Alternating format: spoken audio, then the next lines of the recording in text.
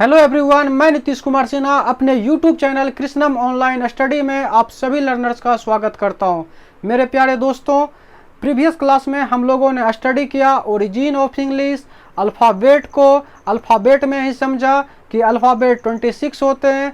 26 letters को दो part में डिवाइड किया, वोवेल्स और कॉन्सोनेंट में, और उसे दो स्टाइल में लिखना भी सीखा, दो स्टाइल में उसे रिप्रेजेंट करना भी सीखा, एक अपर केस स्टाइल में और दूसरा लोअर केस स्टाइल में। तो हम लोग प्रीवियस क्लास में लेटर तक चीज़ों को जोड़ चुके थे। तो अब मैं लेटर के साथ चीज़ों को एक जेन्युइन अप्रोच के साथ जोड़ना शुरू करता हूँ। तो आप सभी अब बोर्ड पे आ जाएं, बोर्ड पे ध्यान दें। तो आज का क्लास मैं इंग्लिश के एक ग्रामेटिकल टर्म वर्ड के साथ स्टार्ट करता हूँ और चीज़ों को जोड़ना शुरू करता हूँ।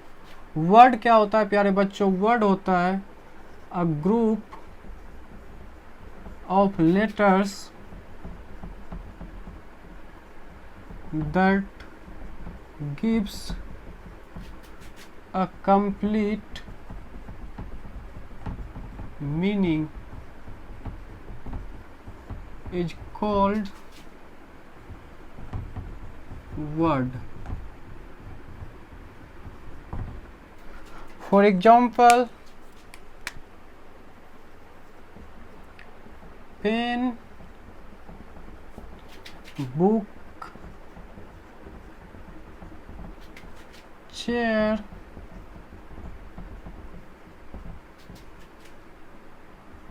Everest, etcetera. हमने क्या लिखा? वर्ड को किस तरीके से डिफाइन किया? वर्ड को डिफाइन किया a group of letters that gives a complete meaning is called word. Letters का एक ऐसा ग्रुप, लेटर का एक ऐसा ग्रुप जो हमें एक कंप्लीट मीनिंग देता है, लेटर का एक ऐसा समूह जो हमें एक कंप्लीट मीनिंग देता है, हमें एक कंप्लीट मीनिंग देता है, वर्ड कहलाता है। क्या कहलाता है? वर्ड कहलाता है। मीन्स वर्ड होने के लिए दो कंडीशन सेटिस्फाई होने चाहिए। वर्ड होने के लिए दो कंडीशन सेटिस्फाई होने चाहिए। पहला कंडीशन कि वो ग्रुप ऑफ लेटर्स हो, वह लेटर का समूह हो, वह लेटर का समूह हो, और दूसरा कंडीशन कि वह कंप्लीट मीनिंग दे, और दूसरा कंडीशन कि वह कंप्लीट मीनिंग दे। तो अब हम समझते हैं वर्ड के एग्जाम्पल को। यदि इस अरेंजमेंट को देखते हैं, यह एक लेटर का, यह 3 लेटर का एक अरेंजमेंट है और इस तरीके से अरेंज किया गया है। यह 3 लेटर का एक कॉम्बिनेशन है, यह 3 लेटर का एक ग्रुप है, यह 3 लेटर का एक समूह है, और ऐसा समूह है जो हमें एक कंप्लीट मीनिंग दे रहा है, जो हमें एक कंप्लीट मीनिंग दे रहा है। क्या कंप्लीट मीनिंग दे रहा है? कि जब हम पेन बोलते हैं, जब हम पेन लिखते हैं, तो इससे हमें एक ऐसा आर्टिकल का, इससे हमें एक ऐसा ऑब्जेक्ट का पता चलता है जिसके हेल्प से, जिसके माध्यम से हम किसी भी चीज़ को लिख पाते हैं, जिसके माध्यम से हम किसी भी चीज़ को लिख पाते हैं। ये 3 लेटर का ग्रुप भी है और यह एक कंप्लीट मीनिंग भी दे रहा है। मीन्स पेन एक वर्ड है। अब बात करते हैं बुक का। तो बुक में 4 लेटर हैं, BOO के 4 लेटर्स हैं यहाँ, और ये एक कंप्लीट मीनिंग भी दे रहा है। तो बुक भी क्या हुआ? एक वर्ड हुआ। पेन भी क्या हुआ? एक वर्ड हुआ। अब चेयर की बात करते हैं तो इसमें भी कितने लेटर हैं? 1 2 3 4 5। इस चेयर में भी 5 लेटर्स अवेलेबल है, और ये 5 लेटर्स एक मीनिंग दे रहा है। और क्या मीनिंग दे रहा है? यह एक ऐसे फर्नीचर के बारे में बताता है जिसको हम लोग यूज करते हैं बैठने के लिए। एवरेस्ट भी बहुत सारे लेटर का एक ग्रुप है और यह एक कंप्लीट मीनिंग दे रहा है। और क्या कंप्लीट मीनिंग दे रहा है? कि यह एक जब एवरेस्ट बोलते हैं तो एक विशेष, एक पर्टिकुलर माउंटेन का पता चलता है, एक पर्टिकुलर माउंटेन का बोध होता है। अब हम इसी चीज़ को, इसी 3 लेटर को दूसरे ऑर्डर में रीअरेंज करते हैं, दूसरे ऑर्डर में रीअरेंज करते हैं। फॉर एग्जांपल, हमने ई को फर्स्ट पोजीशन पे रख दिया, एन को मिडिल में रख दिया, पी को लास्ट पोजीशन पे रखा। तो अब जो अभी भी यह ग्रुप ऑफ लेटर्स तो है, अभी भी यह ग्रुप ऑफ लेटर्स है, लेकिन क्या यह कंप्लीट मीनिंग दे रहा है हमारे प्यारे दोस्तों? यह कंप्लीट मीनिंग दे रहा है क्या? तो ई एन पी का कोई कंप्लीट मीनिंग नहीं होता है। इसका मतलब ई एन पी कोई भी वर्ड नहीं हुआ। यदि मैं इसी बुक को लिखता हूँ KBOO, इसी सारे लेटर्स को मैंने बस दूसरे ऑर्डर में क्या किया, रीअरेंज कर दिया। अभी भी यह ग्रुप ऑफ लेटर्स है, लेकिन यह कंप्लीट मीनिंग नहीं दे रहा है, और जब कंप्लीट मीनिंग नहीं देगा तो यह कोई भी वर्ड का फॉर्मेशन नहीं करेगा, यह कोई भी वर्ड नहीं हुआ। तो हमारे प्यारे दोस्तों, हमने समझा वर्ड होने के लिए दो कंडीशन सेटिस्फाई होने चाहिए। पहला कंडीशन कि वह ग्रुप ऑफ लेटर्स होना चाहिए, और दूसरा कंडीशन क्या कि वह एक कंप्लीट मीनिंग दे, वह एक कंप्लीट मीनिंग दे। जब यह दोनों कंडीशन सेटिस्फाई होगा तो एक वर्ड का फॉर्मेशन होता है, जब यह दोनों कंडीशन सेटिस्फाई होता है तो एक वर्ड का फॉर्मेशन होता है। अब समझते हैं प्यारे दोस्तों वर्ड का क्लासिफिकेशन। क्या समझते हैं? वर्ड का क्लासिफिकेशन। तो हमारे ग्रामेरियन ने वर्ड को उसके फंक्शन के आधार पे, हमारे ग्रामेरियन ने वर्ड को उसके फंक्शन के आधार पे 8 पार्ट में क्लासिफाई किया, 8 पार्ट्स में क्लासिफाई किया। On the basis of function of a word in the sentence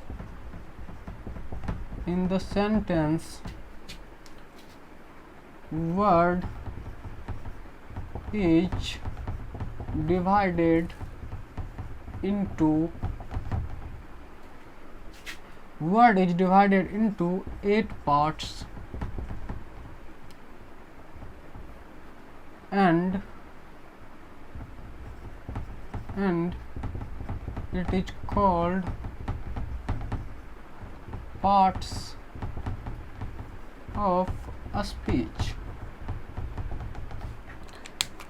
अब हम लोग कहाँ आ चुके हैं? पार्ट ऑफ स्पीच पे पहुंच चुके हैं। कहाँ पहुंच चुके हैं? पार्ट ऑफ स्पीच पे।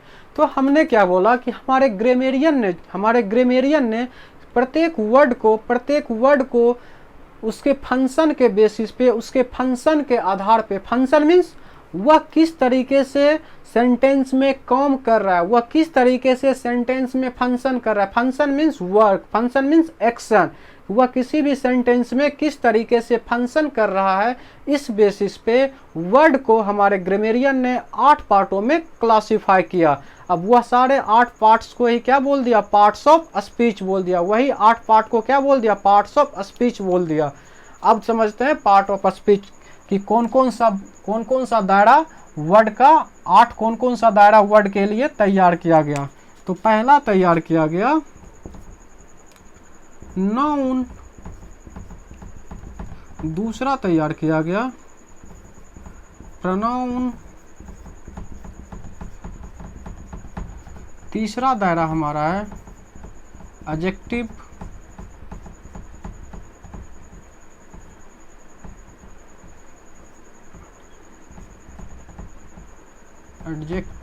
एडजेक्टिव, चौथा दायरा है हमारा वर्ब, 4 इधर लिखता हूँ। पांचवा है हमारा एडवर्ब, छठा है प्रपोजिशन,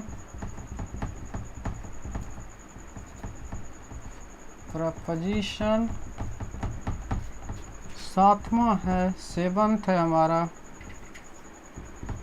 कंजंक्शन,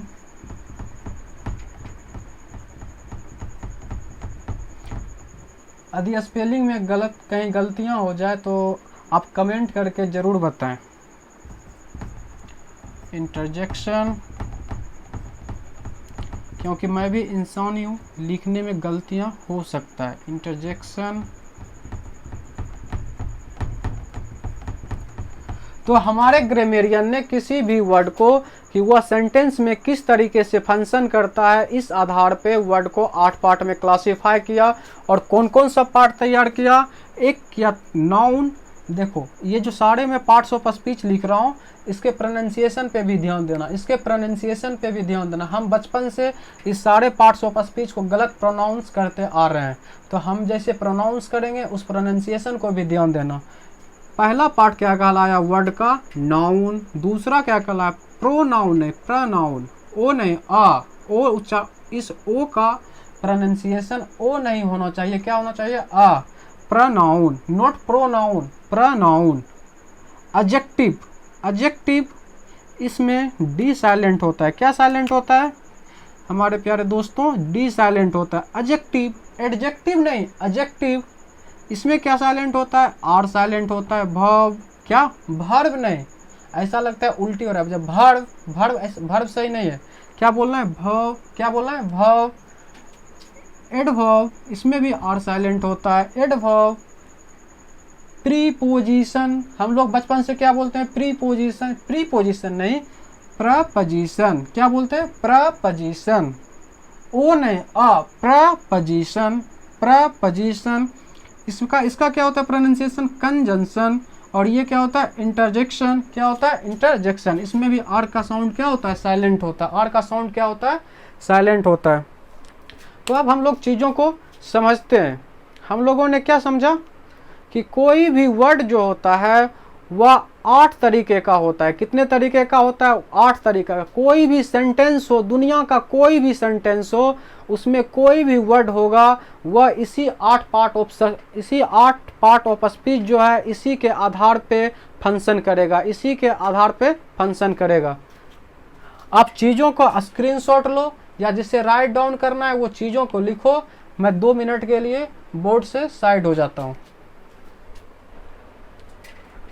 आई होप आपने स्क्रीनशॉट ले लिया होगा, चीज़ों को राइट डाउन कर लिया होगा।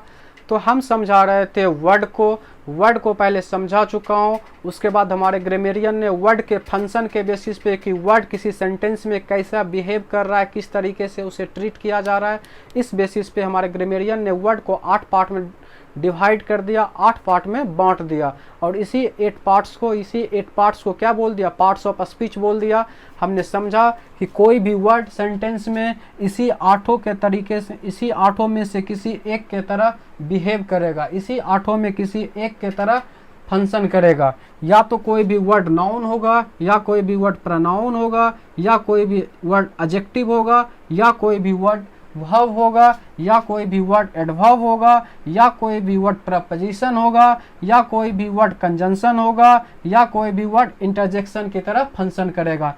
इसी 8 पार्ट ऑफ स्पीच में, इसी 8 पार्ट ऑफ स्पीच जो है इसी के तरीके से कोई भी वर्ड किसी भी सेंटेंस में फंक्शन करेगा। इस आठों पार्ट ऑफ स्पीच के अलावा दुनिया में कोई दूसरा ग्रामेटिकल टर्म नहीं है, ग्रामेटिकल वर्ड नहीं है जो किसी सेंटेंस में फंक्शन कर। हजारों कोई भी सेंटेंस आ जाए दुनिया का, उसमें इसी 8 का क्या होता है, यूज होता है, इसमें से किसी 8 का यूज होता है। तो अब हम लोग समझते हैं वर्ड से चीज़ों को आगे बढ़ाते हैं। और हम लोगों का एक ही ऑब्जेक्टिव है, इसी 8 पिलर्स को, ये जो पार्ट ऑफ स्पीच है, इसी 8 पिलर्स को स्ट्रेंथन करना, इसी 8 पिलर्स को मजबूत करना। क्योंकि पूरा ग्रामर इसी 8 पार्ट ऑफ स्पीच पे क्या हुआ है, डिपेंडेंट है, इसी पार्ट ऑफ स्पीच पे टिका हुआ है। तो इस 8 पिलर्स को हम लोगों को मजबूत करना है, इसी 8 पिलर्स को हम लोगों को समझना है। ठीक है, तो अब मैं स्टार्ट करता हूँ चीज़ों को जोड़ना वर्ड से आगे। तो हम लोगों ने लेटर से वर्ड बना लिया, अब वर्ड से आगे कुछ ग्रामेटिकल टर्म बनाते हैं, चीज़ों को जोड़ते हैं। मेरा काम यहाँ बस है क्या, चीज़ों को जोड़ना, पूरा इंग्लिश को जोड़ कर रख दूंगा।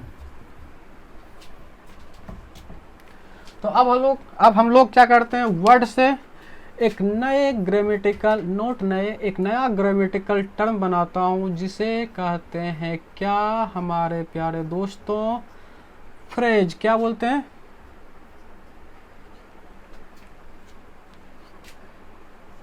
क्या बोलते हैं, फ्रेज। क्या बोलते हैं, फ्रेज। अब फ्रेज समझते हैं क्या होता है। अ ग्रुप ऑफ वर्ड्स, ये किसका ग्रुप होता है, वर्ड्स का होता है। A group of words that gives a meaning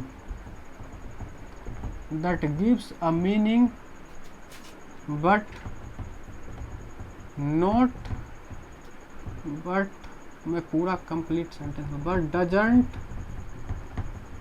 give a complete meaning. आगे लिख लेना, is called phrase. For example, the population of Bihar Ram's father. उसके बाद और क्या लिखूं बताओ, T in the cup etcetera. तो अब हम लोग समझते हैं फ्रेज को। फ्रेज को हमने डिफाइन किया किस तरीके से किया, क्या होता है, अ ग्रुप ऑफ वर्ड्स होता है। क्या होता है, a group of words that gives a meaning, that gives a meaning, जो एक मीनिंग देता है, जो एक अर्थ देता है, but doesn't give a complete meaning, लेकिन पूरा मीनिंग नहीं देता है, पूरा अर्थ नहीं देता है। अब इस बात को समझते हैं कि मीनिंग तो देता है लेकिन पूरा मीनिंग नहीं देता है। इस चीज को समझते हैं एग्जाम्पल के हेल्प से। हमने एक एग्जाम्पल लिया, द पॉपुलेशन ऑफ बिहार। तो इसका मतलब हुआ, इसका मीनिंग हुआ कि बिहार की जनसंख्या, बिहार की जनसंख्या। तो यह देखो, सबसे पहले फ्रेज होने के लिए क्या होना चाहिए, ग्रुप ऑफ वर्ड्स होना चाहिए। क्या होना चाहिए, ग्रुप ऑफ वर्ड्स होना चाहिए। तो ग्रुप ऑफ वर्ड्स है ये।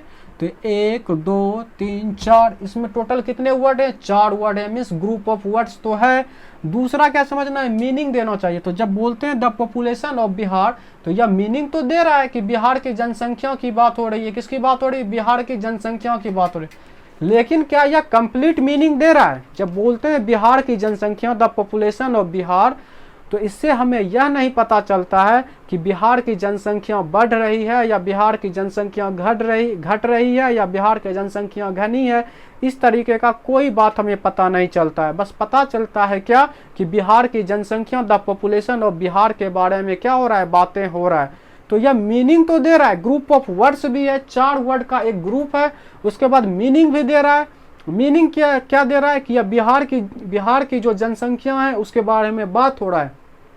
लेकिन क्या यह कंप्लीट मीनिंग दे रहा है, बिल्कुल नहीं कंप्लीट मीनिंग दे रहा है। हमें पता ही नहीं चल रहा है बिहार की जनसंख्या केवल लिखने से कि बिहार की जनसंख्या के साथ हो क्या रहा है, वो घनी है, ज़्यादा है, 10,000 है, 20,000 है, इसकी हमें जानकारी नहीं आ रही है। इसका मतलब क्या, यह मीनिंग तो दे रहा है लेकिन कंप्लीट मीनिंग नहीं दे रहा। जब हम बोलते हैं राम्स फादर, राम का पिता, राम का पिता, किसका पिता, राम का पिता, तो यह ग्रुप ऑफ वर्ड्स तो है, राम और फादर 2 वर्ड है, यह ग्रुप ऑफ वर्ड्स तो है। और मीनिंग भी दे रहा है कि राम के पिता का बात हो रहा है। किसका बात हो रहा है, राम के पिता का बात हो रहा है। लेकिन कंप्लीट मीनिंग नहीं दे रहा है कि राम का पिता जो है मोटा है, गरीब है, अमीर है, दुबला है, पतला है। इस चीज का जानकारी हमें इस वर्ड ग्रुप ऑफ वर्ड से नहीं मिल रहा। और जिससे कंप्लीट जानकारी नहीं मिलेगा उसे फ्रेज के दायरे में रखते हैं। जब बोलते हैं टी इन द कप, ये ग्रुप ऑफ वर्ड्स तो है, 1 2 3 4 वर्ड का एक ग्रुप है, 4 वर्ड का एक ग्रुप है। और एक मीनिंग भी दे रहा है कि प्याला में क्या है, चाय है, लेकिन प्याला में जो चाय पड़ा है वो गर्म है, ठंडा है, टेस्टी है। इस चीज़ का जानकारी हमें नहीं मिल पा रहा है। मीन्स इसलिए यह जो ग्रुप ऑफ वर्ड्स हुआ इसे फ्रेज के दायरे में रखा गया। तो फ्रेज होने के लिए 3 कंडीशन होने चाहिए। कितने कंडीशन, 3 कंडीशन। पहला कंडीशन क्या होना चाहिए प्यारे दोस्तों, कि वह ग्रुप ऑफ वर्ड्स होना चाहिए। दूसरा कंडीशन क्या होना चाहिए, कि वह क्या दे, मीनिंग दे। और तीसरा कंडीशन क्या होना चाहिए, वो कंप्लीट मीनिंग नहीं दे। मीनिंग तो दे लेकिन कंप्लीट मीनिंग नहीं दे, तभी क्या होगा, फ्रेज होगा। तभी क्या होगा, फ्रेज होगा। एग्जाम्पल भी हमने आपके सामने रखा, और भी आप कोई भी एग्जाम्पल ले सकते हो, बहुत सारे एग्जाम्पल हैं। The water in the river, कोई भी एग्जाम्पल ले सकते हैं, लेकिन वो कंप्लीट मीनिंग बस नहीं देना चाहिए और ग्रुप ऑफ वर्ड्स होना चाहिए।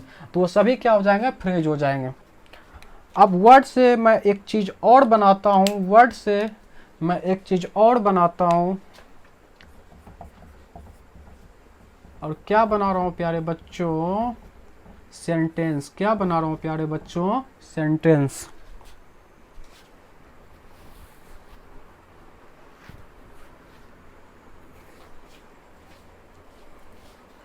क्या बता रहा हूँ, अब आ जाता हूँ किस पे, सेंटेंस पे। सेंटेंस क्या होता है प्यारे दोस्तों, सेंटेंस होता है a group of words that gives complete meaning is called, क्या कहा जाता है, सेंटेंस कहा जाता है। कैप्टन कितना टाइम हो रहा है? ओके तो सेंटेंस क्या हुआ, अ ग्रुप ऑफ वर्ड्स हुआ, और कैसा ग्रुप, कैसा वर्ड का ग्रुप हुआ जो हमें एक कंप्लीट मीनिंग देता है। क्या देता है, कंप्लीट मीनिंग देता है। इसको एग्जांपल से समझते हैं। इसी फ्रेज से मैं सेंटेंस बनाता हूँ। The population of Bihar.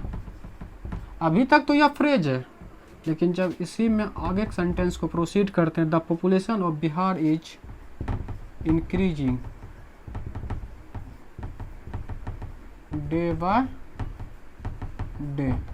अब यह क्या बन गया, पूरा सेंटेंस बन गया, क्योंकि यह क्या वर्ड का ग्रुप है। तो 1 2 3 4 5 6 7 8 9 वर्ड का ग्रुप है, और 9 वर्ड का ग्रुप है। और दूसरा क्या, वो कैसा मीनिंग दे, कंप्लीट मीनिंग दे। तो जब हम बोलते हैं the population of Bihar is increasing day by day, तो इससे हमें पता चलता है कि बिहार की जो जनसंख्या है वो प्रतिदिन क्या हो रही है, बढ़ रही है। क्या हो रही है, प्रतिदिन बढ़ रही है। तो पूरा कंप्लीट मीनिंग आ रहा है। क्या आ रहा है, कंप्लीट मीनिंग आ रहा है।